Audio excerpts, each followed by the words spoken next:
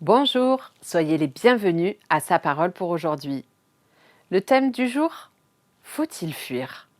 Si l'Éternel n'était pas mon secours, mon âme sombrerait rapidement dans le silence. Psaume chapitre 94, verset 17.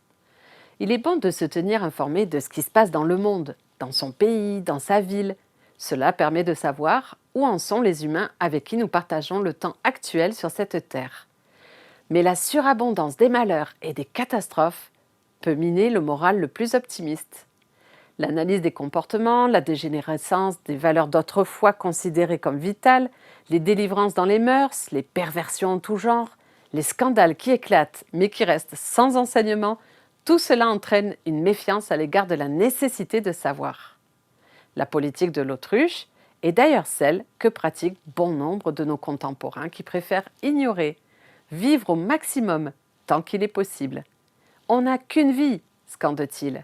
Après moi le déluge, aurait dit Louis XV, qui ne croyait pas trop en son potentiel successeur.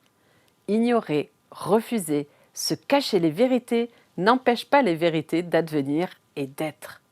Le chrétien qui craint la contamination du mal peut avoir la tentation de se rendre dans son église comme dans un refuge, pour fuir le monde, ses travers et aussi ses tentations.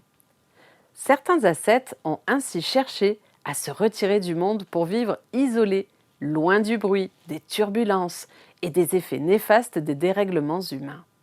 Le prophète Élie, en son temps, effrayé par le comportement du peuple et de la reine Jézabel, a connu ce désir de fuir. Dans un premier temps, il est allé au désert pour tout oublier et trouver refuge dans l'isolement. Puis, sans doute toujours tourmenté, il s'est caché dans une caverne pendant 40 jours de marche. Là, Dieu lui parle et lui demande: « Que fais-tu ici ?»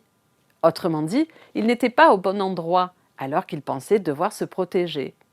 Après s'être révélé au prophète, Dieu lui dit: « Va, reprends ton chemin. » 1 Roi 19, verset 15. À quoi sert-il d'être prophète, porte-parole de Dieu, si pour notre réconfort personnel nous nous isolons ?